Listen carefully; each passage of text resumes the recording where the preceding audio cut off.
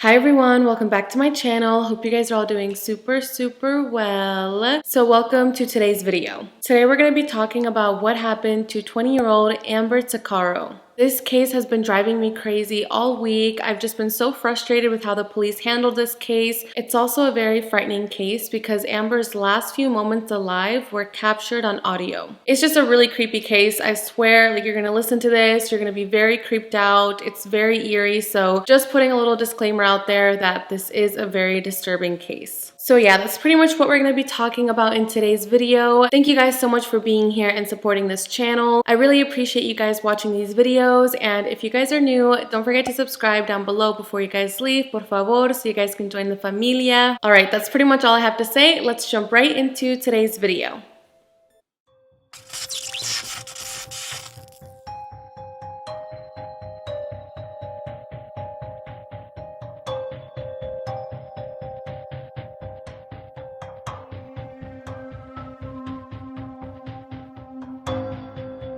So Amber Alyssa Tuccaro was born on January 3rd, 1990 in northern Alberta, Canada. When she was a little girl, she was adopted and welcomed into the beautiful and loving Tuccaro family. Her adoptive parents are Andrew and Vivian, also known as Tootsie, and they already had 4 boys, so when Amber was welcomed into the family, she now had 4 loving older brothers. The Tuccaro family are members of the Mikisew Cree First Nation, and they lived in Fort Chipewyan. I believe that's how you say it. If I botched it, I'm sorry. So they lived there for a while before they moved to Fort McMurray in Alberta, Canada. Now, Amber is described as being a young and vibrant woman with big dreams. She loved to make people laugh, and she enjoyed singing and dancing. Now, growing up, Amber was the apple of her mother's eye. They had a very special relationship and were extremely close. She also got along with all of her older brothers, and they were all super protective of her, especially her brother Paul, who was extra protective of her and always wanted to make sure that Amber was safe. So when Amber was 19 years old, she actually got pregnant and gave birth to a beautiful little boy named Jacob. Now, she absolutely adored Jacob. She loved being a mother, she took it very seriously, and she just wanted to give Jacob the best life possible. However, at 19 years old, you can imagine how hard it is to be a single parent and, be able to provide the best for your child. She wanted to find a good home to raise Jacob in, but in Fort McMurray, it was just really difficult. From what I've read, during that time, there was a lot of poverty in the area, so it was really hard to be a single parent and get a house, have a car, raise your kids, do everything. So Amber was really struggling financially, so she would kind of bounce between her parents' house, and then sometimes she would go stay at this woman's shelter called the Unity House. Now, she didn't really like to stay at the Unity House. I'm not really sure why she didn't like to stay there, but if it did get a little too overwhelming, she would just go back to her parents' house and stay there. Now, the reason why she didn't permanently live at her parents' house is because she wanted to make a life for herself. She was a mother now. She wanted to be able to provide for her son, and she didn't want to depend on her parents to do that. She really wanted to be independent, so she was doing the best that she could to give Jacob the best life possible. So while Amber was staying at the Unity House, she met another girl named Evangeline. They began to hang out a bit more, and they even made plans to go on a weekend trip to the city of Edmonton, which is a city in Alberta, Canada. They both thought it would be really fun to just get away, have some girl time, relax, and just explore a new city. Now, when Amber told her mom about this weekend trip, Tootsie was not happy about it at all. She wasn't really too excited that these 2 girls were just going to go to the city by themselves. She was also worried about where Jacob was going to be during that time. I mean, she just had like a mother's intuition that something was not right. Even though Amber is now a mother, she still is only 20 years old. Like, that's a really young age. Her own mother was still worried about her safety. But Amber told her, listen, don't worry, it's just going to be for 2 days and then I'm going to come right back home. She also said she was going to take Jacob with her, so she was obviously going to be safe because her child was with her, and she just told her mom, don't worry about it, it'll be fine. So then on Tuesday, August 17th, 2010, Amber, Jacob, and Evangeline all got on a plane and flew from Fort McMurray to the city of Edmonton. They were on a tight budget, so they decided to stay outside of the city in a place called Nisku, Alberta, which is around 30 minutes away from Edmonton, but it's a lot cheaper. So they were planning to stay in Nisku, Alberta, and then just make the 30-minute drive into Edmonton whenever they wanted to go explore the city. So once the airplane lands, Jacob, Amber, and Evangeline all head over to the Nisku Place motel, which was literally right next to the airport, so it wasn't too difficult for the girls to get there on their own. So they finally arrive to the hotel, they're hanging out, relaxing, and Amber is keeping her mom posted throughout the entire day. So after a bit of hanging out, they all decided to go to bed. The next day, on Wednesday, August 18th, at around 7 p.m., Amber decided she wanted to head into the city of Edmonton alone. Her reason for this is unknown. Some reports say that Amber was just too excited about the trip and just was eager to go into the city, so that's why she just wanted to go alone. Other reports say that Amber might have been meeting someone there. I mean, there's a lot of theories and ideas as to why Amber would want to go to the city by herself, but for now, the reason remains unknown. So Amber tells Evangeline, listen, I'm going to the city by myself. Can you please watch Jacob for a while and I'll be back soon? Evangeline says, yes, don't worry, go have your alone time. And then between 7:30 and 8:30 p.m., Amber leaves the motel. Now, since the girls didn't have a car, Amber was just going to hitchhike a ride into the city. Now, of course, this isn't the safest thing to do, but apparently this was just something that Amber frequently did. Her mother, Tootsie, was not a fan of this. Like, she did not like that Amber was a hitchhiker, that she would just get into strangers' cars, but she knew that Amber was going to do it anyways. So she did give Amber a few tips on how to stay safe while she was hitchhiking. She told her that anytime she got into a stranger's car, she should either call someone or just pretend to be on the phone so that the person knows that people are aware that Amber is inside the stranger's car, which is actually a really good tip. Like, anytime I get into an Uber, I always call my sister, my mom, my boyfriend, just anybody to stay on the phone with me throughout the entire Uber ride, just in case. O sea, uno nunca sabe, so it's always a good idea to tell someone what you're doing, who you're riding with, just let people know whose car you're inside. Anyways, we're not sure how Amber found this ride, but Evangeline says that she saw Amber leave the motel and get inside a vehicle and then drive off. The next day, on Thursday, August 19th, Amber had still not returned. She had stopped communication with her mother and with Evangeline, which was just not normal. While she was out in the city, she would have been messaging everyone saying, oh, I'm at this restaurant, or, I'm with this person and I'm on my way home. Like, she's the type of person that would keep people posted, especially Evangeline, who was watching her son. So Evangeline thought that this was really weird, so she started calling Amber nonstop, was sending her messages, but she never got a response back. This is when Evangeline decided to pick up the phone and call Amber's mom. So she calls Tootsie and is like, listen, Amber went out last night without Jacob and she still has not returned home. Tootsie immediately knew that something was wrong. Like, this is just not in Amber's character to just go MIA. So she immediately hung up the phone and called the Royal Canadian Mounted Police, also known as the RCMP, and reported Amber as missing. Now, this is where things get very frustrating. The RCMP was not too eager to get on the case whatsoever. The RCMP told Tootsie, listen, Amber's probably out partying, she's probably out with some friends, like, don't worry, she's gonna call you later. And Tootsie was like, no, like, this is not normal. She left her son behind and no one has heard from her since last night. And they basically told her, sorry, you have to wait 24 hours to report her missing, which is not true, by the way. And they just didn't really want to help out. Regardless, Amber's mom did not care what the police were saying. She knew that her daughter was in trouble, so she immediately began to search for her.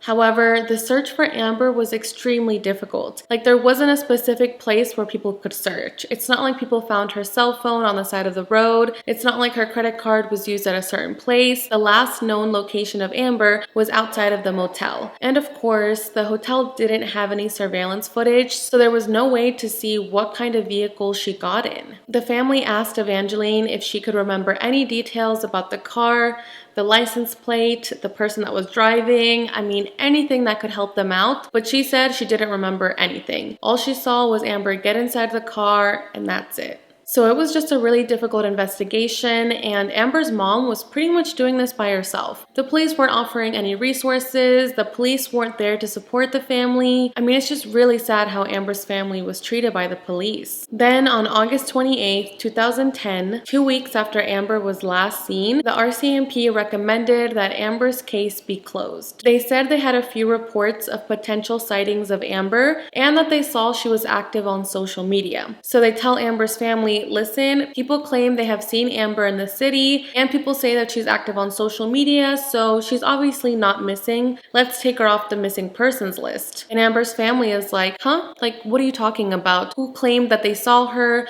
Who claimed they saw her on social media? Like, did you further investigate these potential sightings? They're like, no, we didn't go confirm these sightings, but you know what? It just seems like she's not missing. So they actually took her off the list. Amber's mom was not going to go down without a fight. She was pushing the RCMP to get Amber back on the list, to investigate these sightings, and just to keep searching for her. And it literally took her over a month to get her daughter back on the list. A month, you guys. A month that was essentially wasted. I mean, the police could have spent that entire month searching for Amber, searching for this vehicle, but instead, they spent the month fighting with Amber's family. To make matters worse, when Amber was taken off the missing persons list, I have no idea why police did this, but they also decided to destroy any evidence they had found related to the case. It literally doesn't make sense to me, and Amber's family was extremely upset about this. Like, not only did they take her daughter off the list for a month, but now any evidence that might help the case is destroyed. Just seems very suspicious.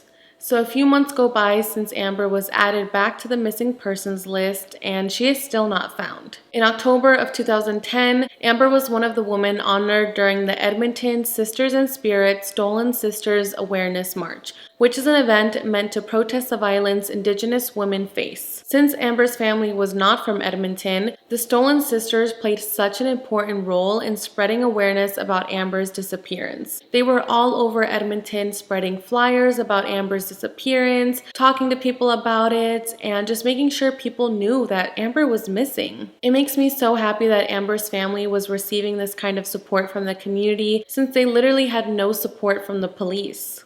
So then 2 years go by and Amber is still not found. 2 years, you guys. Oh my God, that is just so upsetting. I can't imagine how Amber's mom felt, her brothers, her father. Like, what did they tell Jacob about why his mom isn't there? I mean, it's really sad, you guys. So, 2 years had gone by and there was no movement in the case until August 28th of 2012. This is when the RCMP released a recording of a phone conversation between Amber and her brother, Paul. It turns out that when Amber was hitchhiking, she received a phone call from her brother Paul, who was actually incarcerated at the time, so any outgoing calls were recorded by the facility. This phone call was 17 minutes long, but police have only released 60 seconds of the phone call to the public. I will include a clip of the phone call here, and I just want to warn you guys, it is very creepy, and it does capture the last moments of Amber's life. Where are we by? We're just heading south of Beaumont, or north of Beaumont. We're heading north of Beaumont. Yo, where are we going? Just No, this is road. Are you fucking kidding me? Why not? You better not be taking me anywhere I don't want to go. I want to go into the city. Jeez. Yo, we're not going in the city, are we? We're going. No, we're not. Yes. Then what are these roads going to? The 50th Street. 50th Street. Are you sure? Absolutely. Yo, where are we going? 50th Street. 50th Street. 50th Street. East, right? East. Over town. Bravo.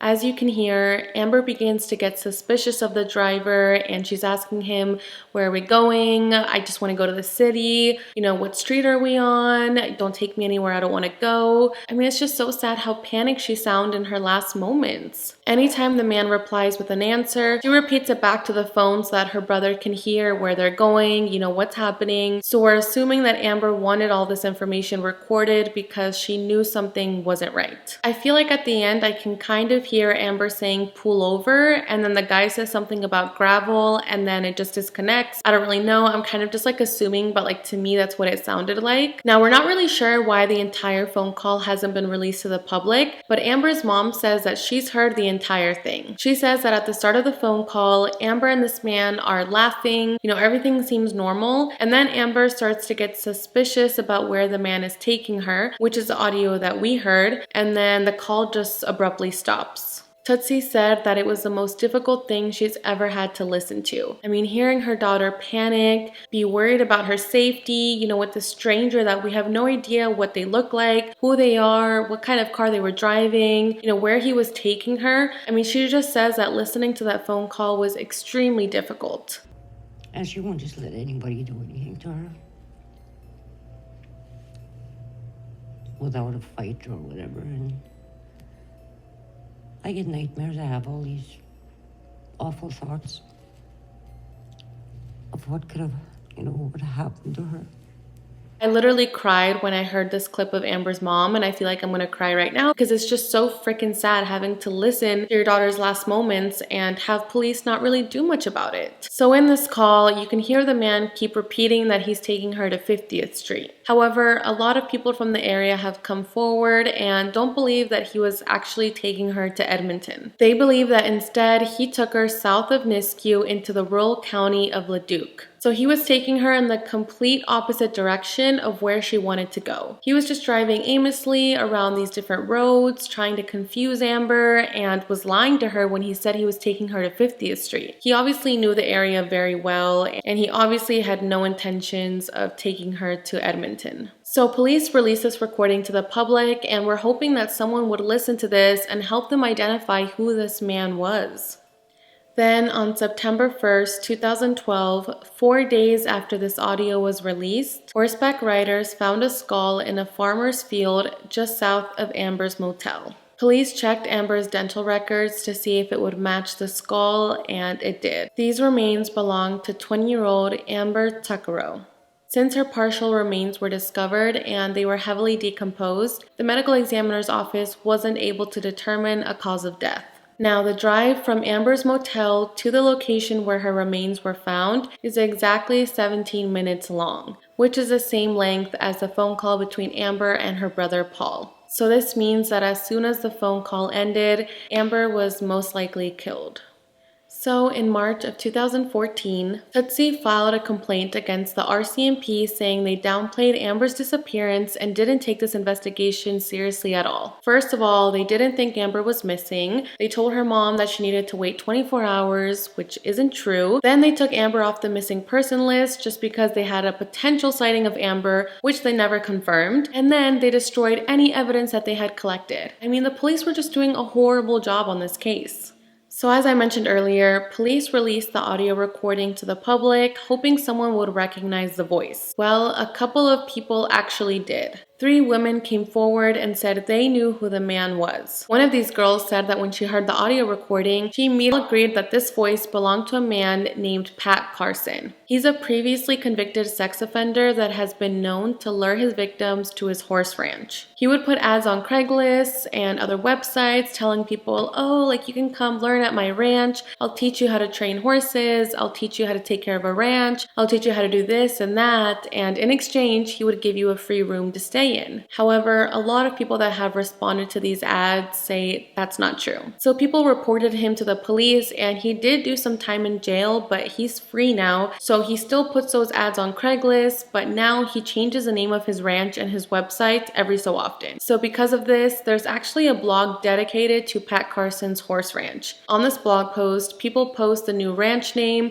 his new website name, they post their experiences with Pat, and it's basically just a website warning people to never go to Pat's ranch. So it's just a creepy situation, and he does live near the area, and because these 3 women identified his voice, police did go to investigate him, but they said they couldn't really find any evidence linking Pat to Amber, so they just let him go. They don't think he's involved in the case whatsoever. So while some people believe that Pat Carson might be involved, other people believe that Amber may have been a victim to a serial killer. This is because 4 other bodies were found in the area where Amber's remains were discovered. All 4 victims were also indigenous women and were also hitchhiking. Edna Bernard was last seen in September of 2002, and her remains were found the next day. Katie Silva Ballantine was last seen in April of 2003, and her remains were found in July of 2003. Then Dolores Brower was last seen in May of 2004, and her remains were found in 2015. Then Corey Ottenbright was last seen in May of 2004 and found in 2015. Lastly, Amber Tuccaro was last seen in August 2010 and found in September of 2012. Like, why is the murder of these 5 indigenous women unsolved? If there's 5 girls that were found in the same area, there's obviously something dangerous going on there. Now, there is a crisis in Canada where a high percentage of missing and murdered women are indigenous. At the epicenter of this crisis is a highway 49 miles away from where Amber was last seen. This highway is called Highway 16, but a lot of people call it the Highway of Tears. This is because so many indigenous women have been murdered and kidnapped along this route. So maybe there is a serial killer out there along this route, and Amber just happened to be one of his victims. So then in 2017, the Tuccaro family increased the reward for information leading to Amber's killer to $5,000, and they also started a Justice for Amber campaign on social media. There is a Facebook page about this campaign that I will have linked down below if you guys want to follow it and stay up to date with Amber's case. So in July of 2019, the RCMP issued a public apology to Amber's family. Now, Tootsie did not accept this apology. She literally could care less if they were apologizing because she felt that they were just doing this for publicity. I mean, Amber went missing in 2010 and they didn't apologize until 2019. I want to express my deepest sympathy for your family's loss. Please know that the RCMP remains completely committed to searching for the person responsible for taking Amber from you. I'd like to commend you for the courage to talk about your difficult experiences searching for Amber. As of right now, the apology doesn't mean anything to me because they did it because they were told to. And I think the reason that I'm up here today, Amber's mother, is because I didn't give up. I don't know where I got the strength from, but I'm here. It hurts me that Amber gets all the attention today, where there's so many of our missing and murdered women. To the mothers of the missing and murdered, please, please, find the strength and come forward. And you've been wronged, like Amber's case was, come forward. Then, in the middle of the apology, Tootsie is talking about Amber's disappearance, and the deputy commissioner literally gets up and leaves. He literally leaves in the middle of Amber's mom talking because he has another appointment to go to. And that really just showed Amber's mom that they don't care. I mean, if he really cared, he would be sitting there listening to Amber's family talk about her and not just get up in the middle of a conversation and walk away. I'm sorry, but we're out of time. We're over time, in fact. The Tuccaro stayed put, but the deputy police commissioner left the news conference for another meeting. An apology needs to be heartfelt, not just words. You know what I mean? See, look again, they just proved again. They're just getting up and leaving the next appointment, right? I mean, they're the ones apologizing, but yet they can get up and walk away. What does that say?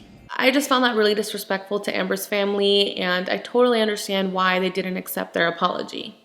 So the last update in this case happened in January of 2020. This is when the RCMP was contacted by a man claiming that his father was involved in Amber's murder. He posted this really long message on Facebook explaining why he believes his father was not only involved in Amber's murder, but also multiple other disappearances. He even posted a comparison between the audio recording in Amber's case to a recording of his father's voice to show how they sounded the same. After a few days, the post was taken down, and the police said that they did look into this, but they realized that this man had made claims against his father numerous times. In December of 2019, he had contacted police saying that his father was responsible for this other woman's disappearance, and the police did look into it, but they realized that that case had already been solved. So police just don't really trust what this man is saying, and they think that he just has a personal vendetta against his father. Now, this man nor his father's name have been released to the public, and I don't really know what's going on with that. There isn't too many updates. All I know is that police didn't really think he was telling the truth, but this man is adamant that his father was involved in Amber's murder.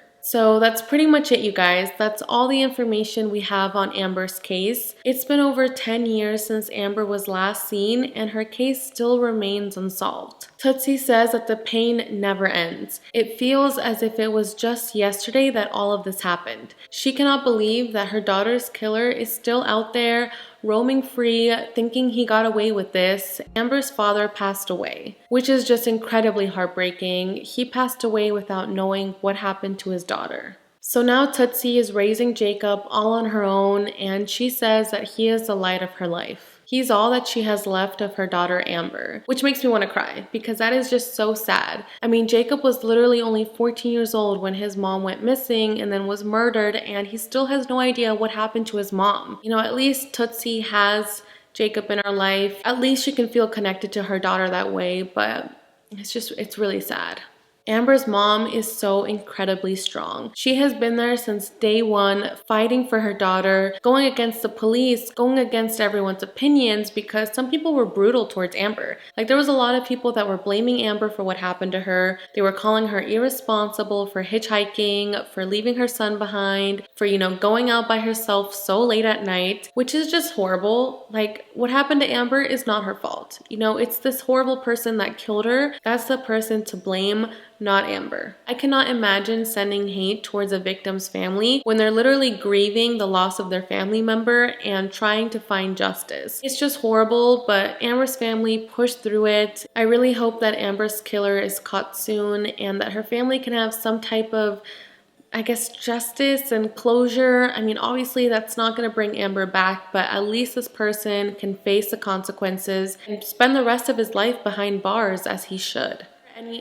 So yeah, you guys, that's pretty much all I have for today's video. If there is any additional information, any updates, or any changes in Amber's case, of course, I will update you guys in the pinned comment section of this video. It would mean a lot to the family if you guys could share Amber's flyer, share the audio recording, and maybe someone out there can recognize this man's voice. I just think it's crazy that we literally have this man's voice and can hear him speaking, but he still has not been found. So please, if you guys can, share this video, share her flyer, share the recording, and let's just get her story out there and help the family as much as we can. Definitely let me know what you guys think about this case down below, and if you guys have any other cases you guys want me to cover in the future, let me know in the comment section down below. Alright you guys, thank you so much for watching today's video, and I will see you guys in the next one. Bye guys!